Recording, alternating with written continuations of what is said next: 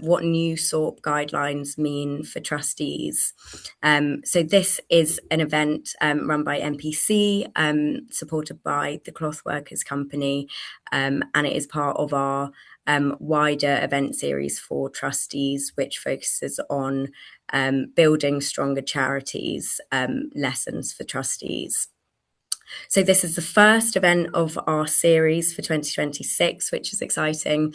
And before I dive into sort of a bit of a blurb of what this event is about, just a few sort of housekeeping things to run through, as you'll see on the screen. This is a webinar, so you won't be able to speak up directly, but please do ask questions using our Q&A feature on Zoom, as we'll have some time at the end, towards the end of the session, for questions. Feel free to introduce yourself in the chat and change your screen name so it shows your name, your organisation and your pronouns if you wish to share them. To also note that this event will be recorded, so your questions and comments are visible in the recording. We'll be sharing a follow-up email that will include the recording of this session and further resources after the event, and our post-event feedback survey will pop up in a new tab once you leave this meeting.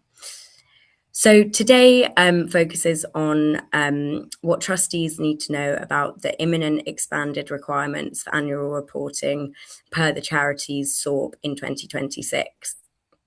So we'll be talking about how do we meet these new guidelines, whilst also using this as a catalyst for positive and meaningful change. So we'll run through what the new guidance says, what the SORP changes mean for how we report an impact, what practice in impact measurement and reporting looks like, and importantly, how trustees can support turning compliance into real learning and change.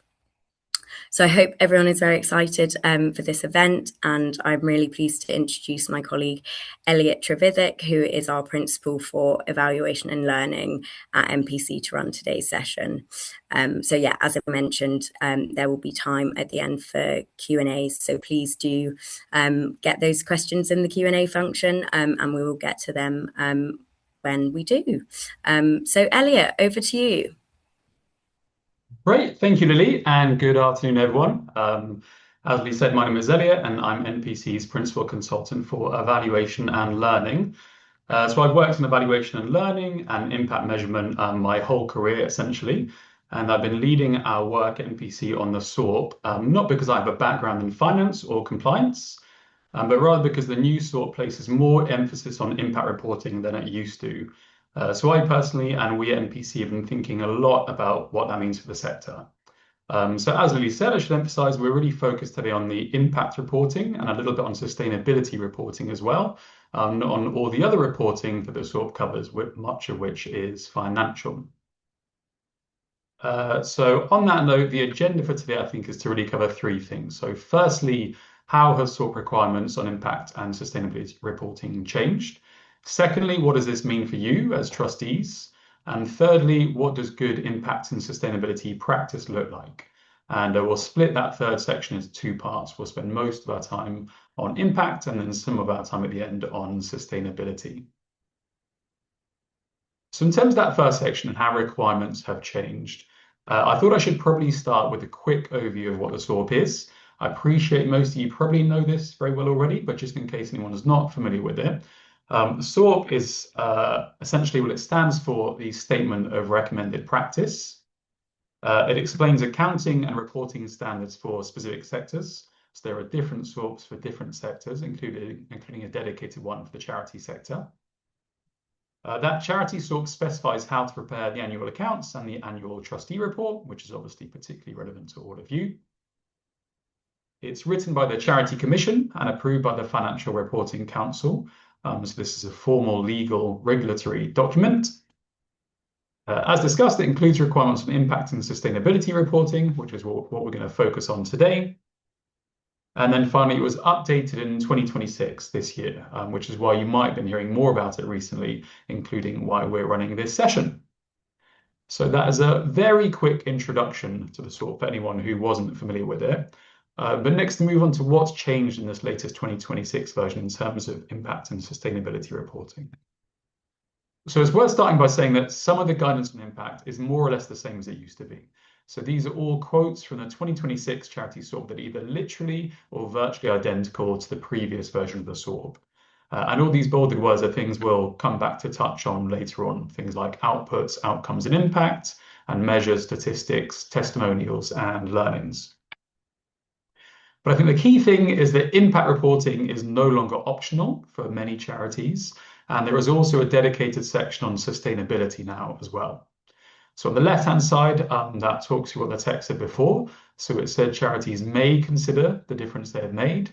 And it said charities are encouraged to develop and use impact reporting, although it's acknowledged that there may be major measurement problems associated with this. So the overall tone was kind of, oh, you may do this, we encourage you to do it, but we know it's kind of hard, so it's kind of up to you. Whereas now on the right-hand side, you can see the SORP says the report must explain the impact the charity is making and must consider the long-term effect of its activities on individual beneficiaries and on society as a whole. I should stress that must is just for tiers 2 and 3 charities. So if you're not familiar with that from the SORP, that means any charity with an annual income of £500,000 or above. If your income is less than £500,000, that must doesn't apply to you, and this is still optional. And then in the bottom right corner on sustainability, it now says trustees may choose to explain in the report how the charity is responding to and managing environmental, governance, and social matters. That's for tiers 1 and 2 charities. Whereas for sustainability for tier 3 charities, which is those with an income of £15 million or above, the report must provide a summary of how the charity is responding to and managing environmental, governance, and social matters. So to summarize, if you have an income of 500k or above, if you have an income of £50 million or above, you must now report on impact and sustainability. If you have an income of 500k or above, you must report on impact. But at the same time, I think this good practice we're going to talk through today applies to all charities, even if you have an income of less than £500,000 and aren't legally obliged to report on this in these reports. Because on that note, we think that the focus on impact and sustainability reporting is likely to increase going forward. So we've got here a couple of quotes from or relating to David Holdsworth, who's the CEO of the Charity Commission. So this first one is from our conference, actually from the NPC Ignites conference last year, where he said impact reporting can't just be an annual tick box. I think we're at the exciting start of the conversation about impact reporting, how we can demonstrate it and the difference it can make. And I don't think it's for us as the regulator to try and straitjacket people here with one answer for what is a very deep and broad sector. And then this is a headline from the third sector, which said commission to use extra funding to help charities with impact reporting, chief says. So this is where David Holdsworth announced that I think it was £8 million of funding is going to go specifically towards impact reporting for charities. So we think this is all about kind of, yes, meeting SORP requirements now, but also recognizing the tone of these quotes, also trying to get ahead of the curve as requirements might increase further in the future, whether that's going to spread into tier 1 charities as well with smaller incomes and or being more specific in kind of the standards you might be held to. So what does all of this mean for you as trustees? Well, quite simply, I think it really means two things. So the first one relates to compliance. So as I just touched on, you must ensure the trustee report is meeting these new requirements. And I think at the moment, that's relatively simple because it doesn't stipulate how you report on impact and sustainability. It just says you have to, depending on what tier of charity you are. But we do also think in the future, this is likely to increase and maybe become more stringent. So this is also about getting ahead of the curve and being ready to comply with that future guidance as well. But in my opinion, maybe even more importantly than that, or certainly importantly in a different way, this is also about impact. So this also means you have an opportunity as trustees to drive good impact and sustainability practice within your organizations. Because you have this legal responsibility to report on these things, I think that gives you a mandate to really drive good practice to feed into that reporting. So we think this is a powerful moment opportunity to drive impact and not just compliance through the changes to the SORP. So with that in mind, and if you agree with that, then what does good practice look like? So as this, we're going to split this into impact practice and then come back and talk about sustainability practice later. And I think for me and for us at NPC, it's really important that good impact practice starts with intent. So before you worry about kind of the details of the what, it really starts with the intent and the objectives of this work. And for me, that should always be genuine learning and accountability. So I think there's a risk with impact measurement reporting that it can become a bit of a tick box exercise, where as an organization, you cherry pick some nice stats and some nice stories. I'm going to use that for comms or reporting and more or less leave it at that. And frankly, even at NPC, sometimes we're guilty of that. But I think this new SORP, as I said, gives you the mandate and gives you a bit of a catalyst to really drive genuine learning and accountability instead, or as well as doing that. And I think you can split that learning and accountability in terms of what it means into two quite tangible things. I think the first is improving how you deliver your current services and programs and activities. So across all of your work, is it currently being designed and delivered in the best, most impactful way possible? And can you use evaluation and learning to try and improve that and drive your impact up that way?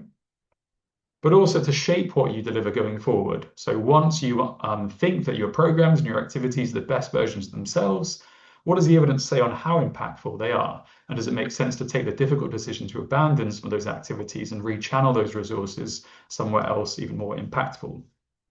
So just to give one example of that, the charity I worked for previously was called Think Ahead, which was a mental health charity where we actually just delivered one program where we recruited and trained mental health social workers.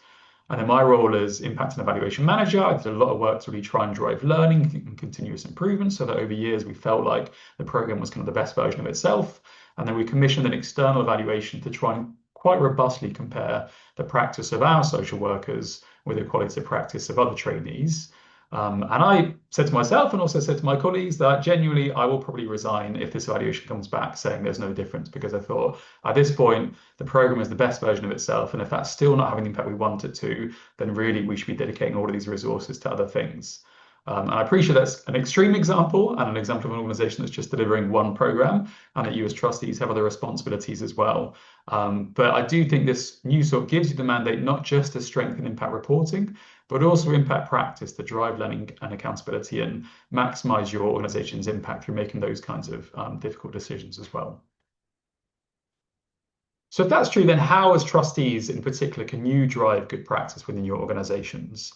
And I appreciate this might feel a little bit like teaching grandmother to suck eggs, if you know that weird phrase. But I thought there might be value in sharing this specifically from an evaluation person's perspective. So you know much more than me about being trustees. But in my role as someone who's worked in evaluation for a while, this is how I can imagine trustees being really helpful in this space. And I think the first thing is shaping the culture at your organization. So kind of in line with what I was just talking about, as trustees, do you want to present the most positive picture possible to external stakeholders through your impact reporting? Or do you want to use impact reporting in practice to be open about what you've learned and where you can continue to improve? And how are you then shaping that within your organizations by what you prioritize, what you incentivize, what you praise, what you challenge through your trustee meetings and through your other interactions with staff? I think you have a really strong role in being able to kind of shape the culture from the top down by your behaviors and by the things that you communicate. Also, I think you might be able to drive good practice through influencing resource. Again, you'll know better than me how much influence you have in this respect within your organizations. But speaking as someone who works in evaluation, I know that this is an area that quite consistently feels under-resourced, whether that's in terms of internal staff to do impact measurement and other evaluation and learning work, to some extent through tech. So what kind of tools and platforms are there to collect and analyze data? And also in terms of external budget. So that third circle just says budget because they couldn't fit longer stuff in that small circle, but that's really about external budget to commission external support, for example, external evaluation organizations. And I think that's particularly relevant here. So as trustees, can you actually influence resource allocation to really prioritize this work? And then finally, to me, I think you can also play a role in quality assuring and holding accountable, holding the organization accountable in this work as well. So in terms of its approach to evaluation learning being effective. And I guess my aim over the next few slides is to try and help you to do that, to think about how you can quality assure and hold the organization accountable in this kind of work. So to do that, I just want to share 5 kind of tips or 5 tools on what I think are particularly good practice and evaluation and learning. And I recognize we haven't got long. I recognize you haven't signed up for an evaluation training session, but hopefully it's useful to touch on a few of these things just to help you really drive quality in impact practice and reporting in your organizations, not only to meet new SORP requirements, but also, as we said, to drive impact as well. So I'll talk through each of these things one by one. So firstly, in terms of theory of change, in case any of you have no idea what a theory of change is, this is an example. This is a real example from one of our clients that we did with them. So a theory of change is essentially a diagram that explains what you do, how you do it, and what impact you're trying to have. And I'm not going to talk through the detail of this theory of change. I really just wanted to share it to give you a sense of what they are and what they look like if you've never seen one or before and have no idea what they are. But I'm going to talk through this slide in a little bit more detail to explain what the kind of core components of the theory of change are. Again, this isn't a training session, but if in case you're not familiar with theories of change, just help you get a bit of an understanding of what they are and how you can try and drive their use within your organizations. So at the top of this slide is just a sort of blurb about a hypothetical program that we've made up. So it says we provide one-to-one peer support sessions to people experiencing homelessness, where our volunteers listen without judgment and help people to get their lives back on track. And all a theory of change really is kind of distilling something like that into these 5 different key components. So the first one is your target population, so just describing the people you're trying to support or have an impact on through this work, which in this case was quite simply people experiencing homelessness. Then in terms of activities, that just describes the work you're delivering to or with or for your target groups, which in this case felt something like the one-to-one peer support sessions. The mechanisms, I think, are the trickiest part to wrap your head around sometimes, but I like to think of them as kind of how your activities are designed and or delivered to make your work as effective as possible. So how your activities are designed or delivered to make them effective. So for example, in this case, one mechanism might be peer supporters listen without judgment. So for this work to be really effective, it's important that peer supporters are not judgmental to build that trust. And then similarly, on that peer support element, also people are more likely to listen to someone who's been through the same thing as them. So that's just trying to explain the value of the peer support element. So that's all mechanisms are. The term feels a little bit jargony, but it's just describing how and why your activities are delivered in a particularly effective and impactful way. Next, outcomes are just the changes that your target groups experience as a result of your work. So in this case, I thought that people experiencing homelessness might feel more hopeful about the future, and they might feel clearer on what support is available to them, for example. So the key thing here is it's all about change.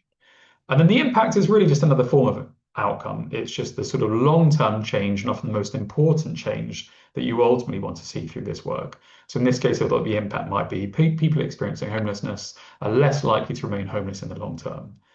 So those outcomes are almost a means to an end. So through feeling more hopeful, through feeling clear on what support is available to them, through a whole host of other outcomes, ultimately you hope that that means they won't remain homeless in the long term.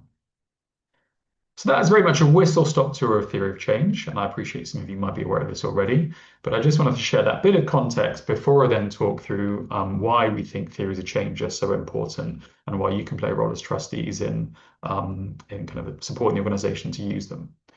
So I think the first reason is because theories of change can drive improvement in and of themselves. So the process of developing a theory of change gets people together, staff, stakeholders, trustees, and reflect together on what your activities are trying to achieve and how they can best achieve them. So even if you don't collect any data, you just go through this process, that in and of itself can be a form of learning and can help you drive improvement. The output and even the process, but particularly the output, can then help you communicate clearly as well. In particular, you can actually just kind of include your theory of change in your trustee report as a form of communicating what you do, how you do it, and what impact you're trying to have. And then perhaps most importantly, I think it can help you evaluate and learn and measure your impact effectively as well. So I personally, some might argue with me, but I personally almost see a theory of change as a vital foundation for evaluation and learning work, because it just helps you identify exactly the kinds of things that you want to then be measuring or learning about through that work. So I think theories of change are really important. I think you don't need to be experts in theories of change as trustees, but if nothing else, I think you can have a really useful role in just ensuring that the organization takes it seriously and sees it as this vital foundation for your broader impact measurement and reporting work. It also leads us on nicely to 5 types of data. So this is quite a simple framework that MPC developed that basically just identifies what kind of data you get when you measure or explore each of the theory of change components and what questions that helps you to answer. So it looks like this. On the left-hand side, you can see the 5 theory of change components we talked through a couple of minutes ago. In the middle, the types of data each of those components turn into when you try and measure them. And then on the far right, the questions that helps you to ask. So for example, at the top row, if you try and measure your target group, that gives you user data, which helps you to understand are you reaching the intended target group. If you try and measure or explore your mechanisms, that's going to give you feedback data, which helps you understand what people think about the service and how it can be improved, etc., etc. I won't go through every row, but I think and hope this can be a really simple but useful framework for everyone, but including you as trustees, to think about what data your organization is collecting, and is that helping you answer the questions you need it to, and are there any gaps in the data you're seeing as well? And as a general rule of thumb, I would say the further up that framework, so more towards kind of activities and mechanisms, the more that data is about helping you to learn and improve and think about how can you make all of the work you deliver as effective and strong and impactful as possible. And the further down you go, more towards outcome and impact data, the more that's about accountability. And as we talked about before, shaping your work going forward by dedicating resource to those things which have the best evidence of impact. Next, I'm going to touch on quant and qual, so quantitative and qualitative data. You'll often see this mantra, you've probably seen it before, of stats and stories. So essentially, you always have a good mix of quantitative and qualitative data. And I think this mantra is right, like you should definitely combine stats and stories. But I think actually this all goes beyond just cherry picking some nice stats and nice stories and putting them together in a report.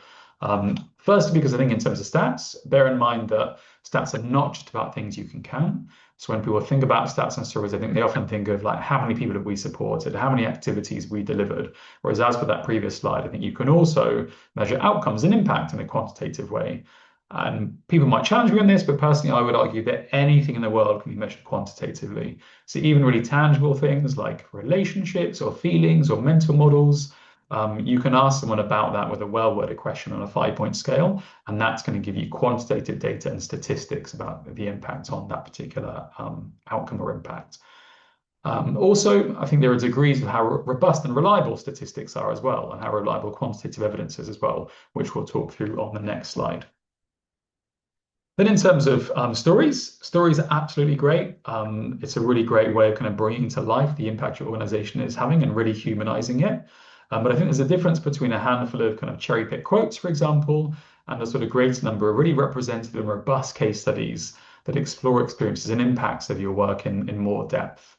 So I have nothing to say about stories and them, nothing negative to say about stories in themselves, but do bear in mind that those stories can be made even more robust by doing more of them, not just cherry picking the best ones, and really using them to explore and understand your impact in depth and how it might differ across different people from different backgrounds.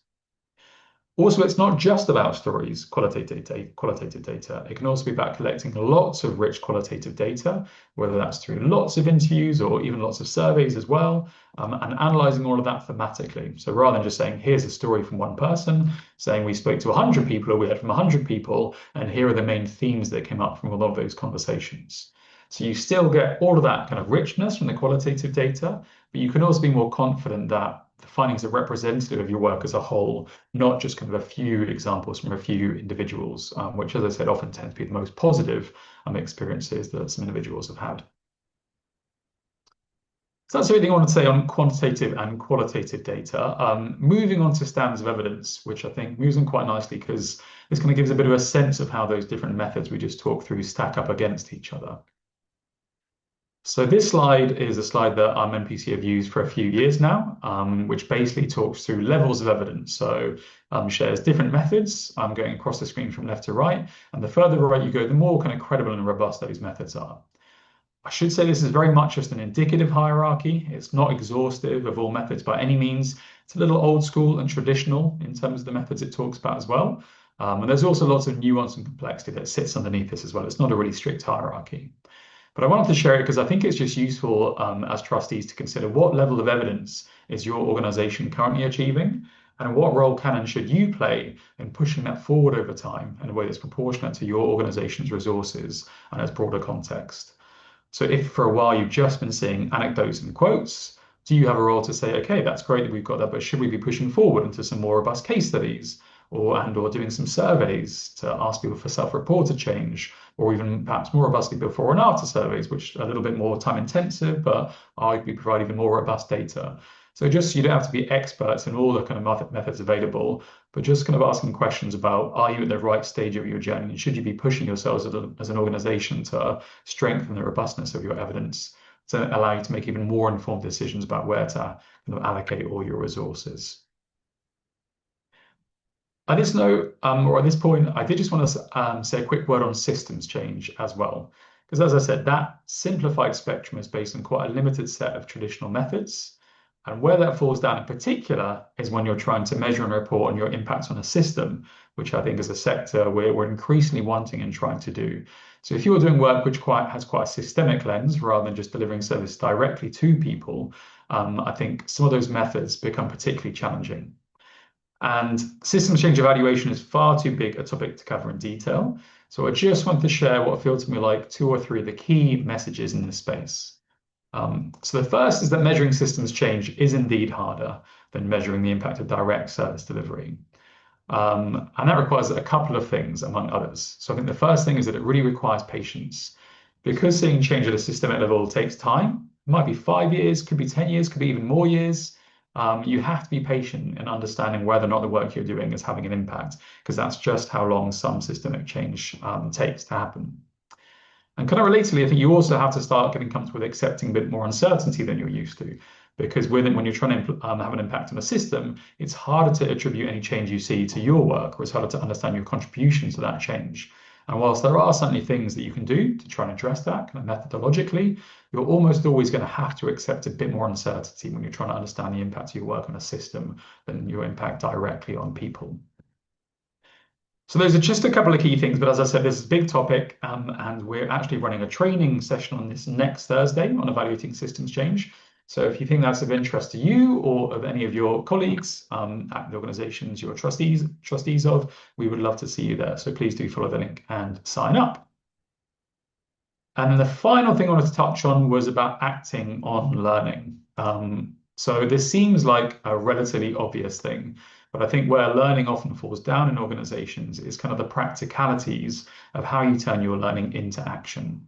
So how are decisions and actions agreed, implemented, and tracked, essentially. And I'll be honest, this feels quite boring and not very revolutionary, but I think there are three key things to doing this. The first is just meetings, or if you want them to be more exciting, workshops or sense-making sessions or reflection sessions, whatever you want to call them, something where people come together in a shared space, discuss the learning, and agree what the actions or decisions should be off the back of it. You then just need documents of some sort, whether that's sort of more fancy tech and tools or something more simple, just something where you record all the decisions and actions that are made, but also importantly have the ability to track progress against them so they don't just get decided and agreed upon, but then kind of disappear over time. And then finally, responsibilities and accountability. So who is the person making sure all these meetings happen? Who's the person making sure the documents get updated and checked on? And who's holding that person or those people accountable as well? And to me, again, you'll know better than me, but I think trustees have a real role to play in that last point, in that kind of holding the organization accountable, making sure that they are kind of having these meetings, updating these documents, and actually taking action in response to the learning and doing that in a sustained way. So I think that takes us to the end of the section on impact. In a second, we'll move on to sustainability reporting, but I'll pause there in case there are any kind of any questions now. I think we've got a decent amount of time for any questions and any discussion.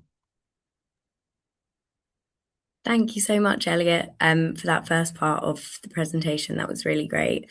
And yeah, as Elliot mentioned, please do keep questions coming through. But I'm wondering if a nice question to start with might be, I think one thing that is probably of concern for charities and trustees who are sort of embarking on maybe a new journey with these new SORP guidelines. And do you have any sort of tips for trustees of charities where they don't necessarily have dedicated impact staff or dedicated staff with the expertise around this, who potentially may feel under-resourced to meet these new requirements? What advice would you have for trustees in situations like this? Yeah, really good question. And I don't know the makeup of the organizations on a call today, but I'm sure there are some who have smaller incomes and therefore less kind of capacity in the house to do this kind of work. The first thing I'd re-emphasize is that the requirements currently don't stipulate how you do any of this. Well, first I should say it says you may do this if you have an income of less than 500K, but if you're above that, even though they say you must report an impact, they don't tell you how to do that. They recognize that there's no one size fits all approach. So I think it gives you a fair bit of freedom on how you approach this.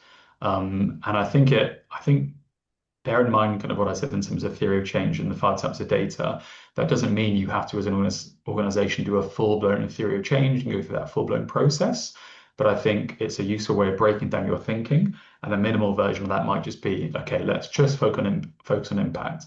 That's what we now need to report on, according to the SORP. So let's just be clear on identifying what is the impact we're trying to have as an organization. Forget about everything else, outcomes, mechanisms, etc. And then just think about what is a simple way in which we can try and measure that. If at this point, if you're a small organization with less capacity, if it is just stories, if it's just speaking to people or it's just kind of those anecdotes you're already aware of and recording those, then at this point, that's totally fine. That's a totally valid way of reporting on your impact. Or if you can do a single survey with kind of 2 or 3 questions on it, and you can do that as well, that brings a little bit more quantitative data where you can just analyze in a very simple way those questions and say, here's a few quotes, and here's a kind of statistic that shows that 80% of the people we supported say this work has had this impact on them. So I think you can start small like that. There's also a lot of free guidance out there as well. Even if you have limited expertise within the organization, but you have a bit of capacity to dedicate to this, certainly go on NPC's website for free resources and look elsewhere as well to help you kind of think through how to approach this stuff. And I'd also say, I know we've got another session on AI coming, but I think using AI for this as well is helpful. So if you're really limited on capacity and either you have specific questions or you just want a bit of general guidance, do try AI. And also you can say things like, please draw on NPC resources, for example, if you don't have time to read a 20-page report or guide, but you do want to rely on kind of our expertise, for example, and know that that's what you're getting, not just random stuff from the internet. You don't know where it comes from. Say, this is my organization. We need to report on our impact. This is what we're doing so far, but we're not quite sure how to take it forward. Can you give us some tips, including by drawing on this organization's resources? That might be another way of helping. Great. Thank you so much. We've got another question in the chat from Colin Burgess, who asks, how can you implement theory of change principles into an organization that has an existing strategy and annual operating plan without starting from scratch? Yeah, really good question. And we do a lot of strategy work at NPC as well. And I think there's often we're often asking ourselves and talking to our clients about how these two things align. So if you've already got a strategy or you're going through a strategy process or you're about to, how does theory of change intertwine with that? And I think the key thing is that they are different things, but they do overlap. In my previous role at the charity I mentioned, Think Ahead, my role at one point was head of strategy and research as well. So I have some background in strategy too. And as I understand it, I think that your strategy or your strategic objectives, some of them might and are perhaps likely to relate to impact, which fits within a theory of change. And some of your objectives likely don't relate to impact as such or as defined by a theory of change. So, for example, in my last organization, one of our strategic objectives was improving retention on our program. So that ultimately related to impact. We thought the more people who stay on our program and become qualified as social workers, the more that's going to have an impact on the lives of people with mental health issues getting great support. Whereas we had another strategic objective, which was about kind of internal staff well-being, which wasn't related to our impact in terms of a theory of change. It was more about kind of back office stuff, which is no less important, but is a different thing. So I think you can kind of start by looking through those strategic objectives and all the detail that sits underneath that, identify which parts of it relate to those different components of the theory of change and which don't, and then use those bits which do relate to a theory of change as a starting point, maybe, and saying, okay, we've already got this, let's include that in our new theory of change, but what do we need to flesh out which wasn't included in the strategy? Because yeah, based on my experience, my understanding is that a strategy is never going to be all-encompassing. It's not going to say everything that you do. It's focused on the things you most want to focus on for whatever reason in the next few years. So it's then about fleshing that out with all the other stuff, all the business as usual stuff that you're already doing and already having an impact through. Likewise, with annual operating plan, I'm presuming, or my understanding is that will also talk more about activities, so actually what you're going to be doing, not what just impact you're trying to have. So again, focus on those things, the less the back office things and more the kind of direct delivery things, and use that as a starting point for your theory of change. So overall, there's definitely an overlap between the two, but it's not 100% overlap. So take what's relevant from that and use it as your starting point for the theory of change process. Fantastic. And another question around sort of the risks potentially that might exist that trustees could be aware of when sort of thinking about these new SORP guidelines. Do you think that there is a risk for charities who are at any point on the scale of really established with impact reporting practices to kind of emerging in terms of impact reporting? Do you think that there is a risk of impact reporting sort of becoming even more of a potential tick box exercise rather than contributing to general learning? And do you think trustees have a role to play in sort of mitigating that risk? And yeah, what might that look like? Yeah, I think definitely. Yeah, as we talked about, like, going back to kind of why this is relevant to trustees, like there is an element of this which is compliance, and I should stress that compliance doesn't automatically been in a tick box exercise. Compliance is really an important part of our sector and of being a trustee. But I think there is a risk that it does become within that, it does become a bit of a tick box. It's like we have to report an impact. Okay, well, let's not spend too much time with it. Let's just put something in there, and it takes up time and resources, but it's just something we've got to do. So I definitely think that that is a risk, and I think particularly if you have less kind of capacity and expertise in house as well, that maybe is even more possible. But I should stress that it's important that all of this stuff is proportionate. So I wouldn't want to sit here and say, yes, this can't be a tick box exercise. Everyone has to use this to kind of really maximize learning within your organization and maximize kind of meaningful impact practice. The reality is that sometimes for small organizations, that's really difficult to do.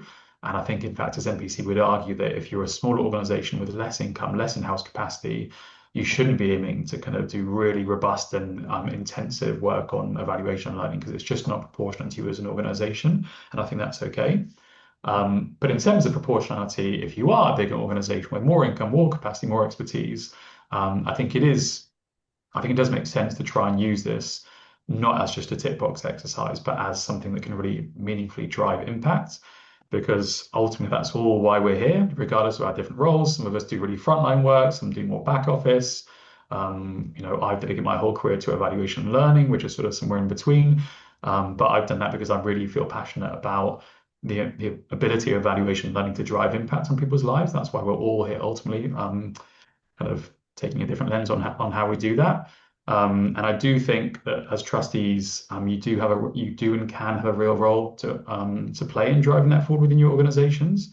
Going back to the ways in which you can do that, I think I've maybe particularly emphasized the culture element because I think that flows down from the top. And when I speak to a lot of people in organizations about kind of learning culture, they'll often talk about, well, it's kind of determined at the top of the organization, whether that's the C-suite or trustees above that. So I think by kind of really focusing on meaningful learning and meaningful evaluation impact practice as trustees, that then spreads to your executive team or whatever you call them, which then spreads down to the organization as a whole. For example, if staff are kind of a little bit worried about talking about their recent evidence of impact, which wasn't the most positive, or getting some negative feedback, and I'm worried about sharing that with executives, let alone trustees, let alone publicly, then that's going to be a massive barrier to being a really real learning organization. And I think as trustees, you can play that role in reassuring people that actually that's a good thing to share, not just internally, but even externally, what you're learning about, what's worked well and what's worked less well. So yeah, I think driving the culture is the number one thing from my point of view. Fantastic. Really, really useful answers there, Elliot. Thank you. Should we move on to the next part of the session? Sounds good. Let's do it. And then I think we'll have a few minutes left at the end for any questions on the sustainability side of things as well. So I should emphasize before we talk through sustainability practice and reporting that this is not kind of NPC's historic bread and butter in the same way that impact is. So sustainability practice, we have some experience ourselves as a charity through our own kind of experience of doing this stuff and reporting on this stuff. And I personally have developed some experience in it over the last kind of months or year or so has been thinking more and more about the new SORP. So hopefully there's some useful guidance we can share today, but definitely wouldn't claim to be kind of the sector's leading experts in sustainability reporting and practice. But hopefully some still useful stuff to share from what we've learned so far. So I thought it was worth starting just by what do we mean by sustainability. So just as a reminder, the new SORP says that for tier 1 and tier 2 charities, so that's anyone with an income of up to £15 million a year, which is probably the vast majority of charities, I would imagine. At this point, this is still optional. So for those charities, it says trustees may choose to explain in the report how the charities are responding to and managing environmental, governance, and social matters. Whereas it's just for tier 3 charities, those with an income of above 15 million a year, the report must provide a summary of these things. So do bear that in mind. This is a must for big charities and it's a may for small to medium-sized charities. But again, I think this is good. Coming back to the point about this isn't just about compliance. This is also about good practice. I think for any charity, this is an opportunity to try and use this as a mandate to drive good practice within your organization in these areas. So it's about environmental, governance, and social. You might have the term ESG elsewhere, environmental, social, and governance. And I think in our sector, in the charity sector, at first it feels like, is there not quite a big overlap here with impact reporting? Because whereas for companies who historically primarily existed to have a profit, it's very clear how social and environmental considerations are separate from that. Whereas as charities who are founded to have a social and/or environmental impact, it feels like that just overlaps therefore with the sustainability side of things. But actually, I don't think that's true in practice because I think in reality, sustainability is more about how ethically and responsibly you conduct your work. So it's not about the direct impact of your kind of core activities, your service delivery, if you like. It's about how you conduct all of your activities, including those more sort of back office activities as well. So to explain that in more detail, let's kind of go through these elements one by one. In fact, sorry, let's first just say what the SORP covers in terms of sustainability. So similar to impact reporting, it gives a little bit of guidance in the SORP, but it's not exhaustive and it's not prescriptive in its detail. So it goes into more detail and says in terms of climate, it could provide detail on climate-related risks and opportunities and a description of the calculations on which those key performance indicators are based. For governance, it talks about details on privacy, cybersecurity, data security, and business ethics. And social matters might include information on employee engagement and well-being, board diversity and inclusion, and how a charity supports its local community. So not exhaustive, but some useful points there and the kinds of things you might consider, and hopefully as a starting point for thinking about what other things you might want to think about as well in this space. But over the last few months, we've been kind of trying to generate a slightly more comprehensive view of what you might cover in these 3 different areas. So I'll go through each of them one by one. And I should say there is no correct version of sustainability reporting. There is no official thing saying you must report on these things. There's just different organizations providing their own guidance on what to include, just like there is on impact reporting, evaluation and learning. So the first one to cover is the social side of things. And our experience and our research has shown that there are basically kind of 4 stakeholders, if you like, to cover here. So employees, your suppliers, your customers, and your local communities. And that's a bit of a kind of company framing, and I'll talk through how it applies to charities in a second. But under employees, you've got pay, working conditions, training and progression, work-life balance, and diversity, equity, and inclusion. For suppliers, you've got procurement practices and supply chain human rights. That's maybe less relevant to the kind of work we do in the service industry rather than kind of manufacturing or something, but might still be relevant. For customers, you've got their safety, their accessibility, and data privacy and protection. And then for local communities, you've got community engagement, economic benefits, and volunteering and charity. So the last 2, I think, is likely where it feels like there might be most crossover with impact reporting. But even now, I don't think there's total crossover because you could interpret your customers as your beneficiaries, or whatever language you like to use for those people you're ultimately supporting. But I think it could also relate to your funders, for example, or to the general public, anyone who you kind of engage with in that sense. Similarly, local communities, no doubt many of you do like the direct work you do is within your local communities, but I think it can also be interpreted as the broader communities you sit within, even those that you aren't actually engaging with through your kind of core services or programs. So hopefully that's a useful starting point to be thinking about your social practice and recognizing how it isn't just the same thing as reporting on your impact overall. In terms of governance, this is somewhere where we do actually recommend focusing on just kind of one bit of guidance, which is the Charity Governance Code, which was updated in 2025. Because this is already recognized as a key source of best practice and governance, although it's not legally binding, we think it makes sense not to reinvent the wheel. This is already something that a lot of thought has gone into. And I'm sure you're already familiar with this as trustees, or at least some of you may be. But in case you're not, the Charity Governance Code is based on 8 principles, which you can see on the left-hand side there. And those principles are supported by behaviors and also example policies, processes, and practices. And it also contains really concise and practical lists as well.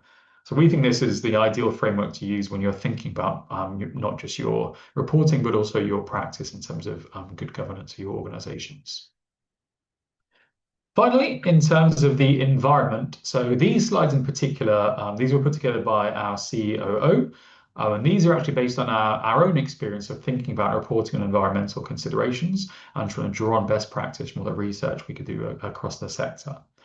And that's because we personally, as an organization, found it quite hard to know where to start, and we found the volume of information that could feel a bit overwhelming, but we found it helpful using the structure, and we found that simple, in terms of practice, simple steps we're helping to start conversations within the organization and contribute to positive change within the organization as well. So hopefully this is a useful framework for you and your organizations as well. I'm not going to talk through all of this detail in full, but we'll send these slides out afterwards so you can read the detail in your own time. I'll just quickly talk through the headings for now. So we split this into our sort of experience in facilities. We are in a kind of shared office space and a kind of building with other organizations as well. So I forget the exact term.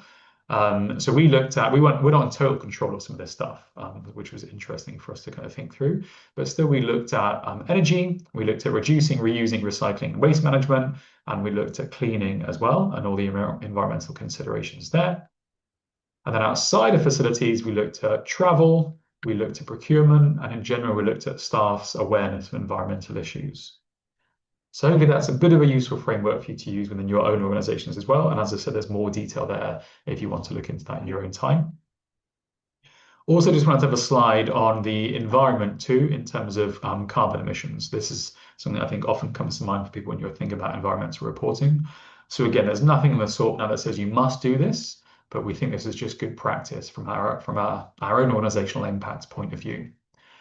And we found there is good guidance and templates available, but it isn't always tailored for charities, which is a shame. But still, that was often the best source of information we found. So, for example, the carbon neutral protocol. When we tried to kind of get the data we wanted, we found that some data was readily available from suppliers, so on things like energy usage and waste collection. We found that some data required changes in our systems or processes. So we actually got a new expensive system just so we could track distance traveled via different modes of transport. And also we found that some data just requires estimation and judgment. You just can't track it accurately. So for example, how much energy is consumed when working from home. So again, just a bit of an overview of measuring carbon emissions and a few links there if you want to look into that in more detail. So at that point, I will pause again to see if anyone has any questions relating to sustainability reporting under the new SORP and in general. And then we can move on just to kind of any final key messages and a few final notes from Lily. Thanks, Elliot. No more questions in the Q&A, but I have a question that I would like to ask. So thinking about, again, sort of the really simple starting points for trustees, looking now at sustainability for reporting, what would you sort of recommend as sort of the bare minimum kind of starting point? Yeah, so I think the nice thing about sustainable or most of sustainability reporting is that it isn't necessarily a kind of super technical exercise in the same way that impact reporting can be. And so I think that makes it easier in some ways as a starting point.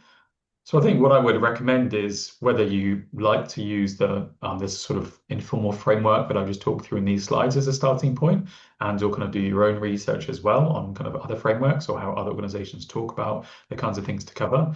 Just using that as a bit of a starting point, go through each one by one, and just think about kind of what descriptively can you talk about for your reporting, and what might some of the priorities be in terms of driving practice within your organizations as well. So, for example, if we look back to social and looking at kind of employees and thinking about pay, there's obvious descriptive stuff you can do there, not just in terms of just saying, here is the average pay of our employees, but looking at how that differs across different people within your organizations, whether it's looking at gender pay gaps or looking at that by ethnicity, comparing things to the local London or London living wage, depending on where you are, for example. Working conditions might be something as simple as doing a survey with staff to kind of ask a couple of questions relating to feedback on this. So I think that's just a couple of examples, but I think that a lot of this stuff isn't prescriptive and isn't necessarily super technical. So I think as a starting point, just looking through each of these three elements and within that, each of these kind of steps one by one, and just thinking through what information do you already have on these things that you can report on?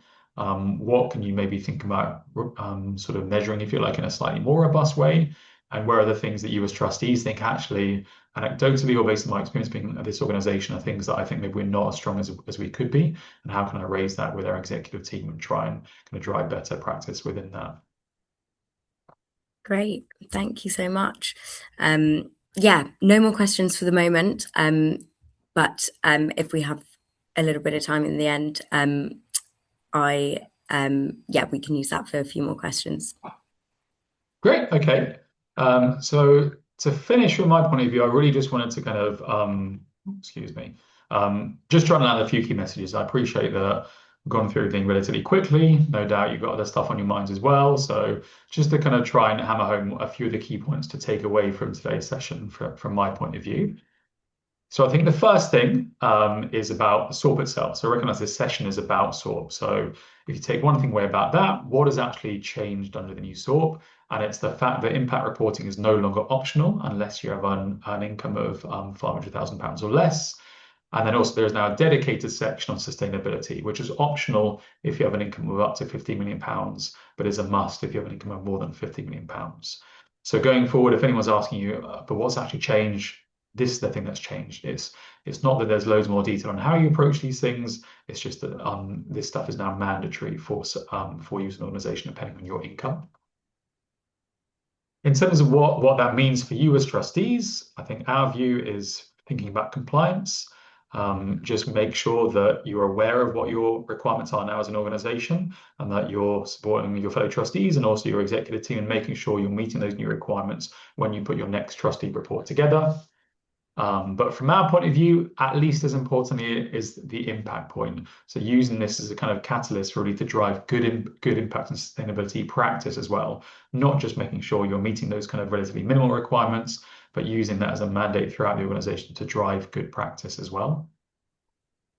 From an impact point of view, if you're thinking about how can I do that within my organization and make in terms of sort of tools and techniques that you want to make sure your organization is using effectively, bear these 5 in mind. So does your organization have a good theory of change already? If not, can you support it to make sure it has one? And how can you support that process to be as effective and useful as possible?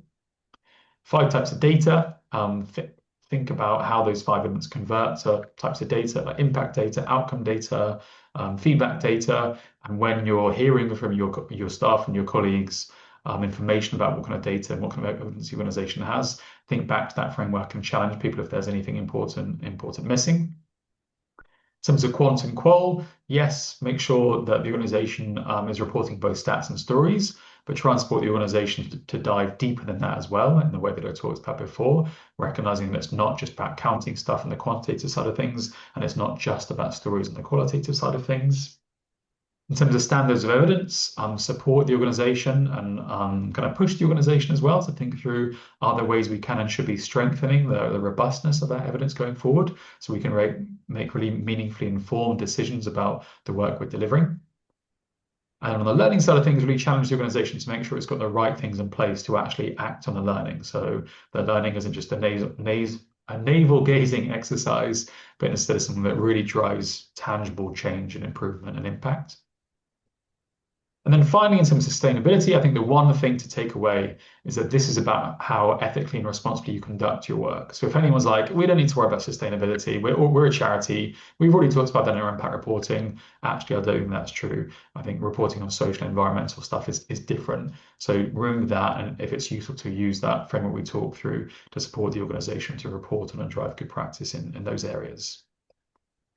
That was everything I wanted to share. So on that no, I will hand back over to Lily if there are any final questions or for any other kind of close down we want to do. Amazing. Thank you so much, Elliot. That was a really fantastic session. And I can already see comments in the chat that it was really accessible and practical. So I'm glad that everyone found that useful. I think maybe we have time for just one last question, and then I will wrap up. And give some details about our other upcoming events. But just finally, Elliot, I wanted to ask, where do you see SORP expectations heading over the next, say, 5 years? And what are some practical things that trustees should do or prioritize doing now to really future-proof their approach? Yeah, good question. So, at this point, I should emphasize that I and we at NPC don't think we have any kind of formal intel about where the direction of this is going. We do have a relationship with David, who's the CEO of the Charity Commission. As I said, he spoke at our conference last year, and actually, we're trying to meet with him further to kind of understand his view on all this stuff. But at this point in time, I can't say, oh, I've heard that in next years that things are going to change in this way. But the impression we get from our conversation with David and from stuff that he said publicly is that this is clearly something that the Charity Commission is passionate about. They have recognized they don't want to straitjacket organizations, but I think they also recognize that this stuff is really important. So, where I can imagine it going in the future is partly it becoming mandatory for all charities, even those with smaller incomes. Is one thing. So even if you're a small organization now and you think, oh, we don't need to report on this yet, it's fine, let's not worry about it.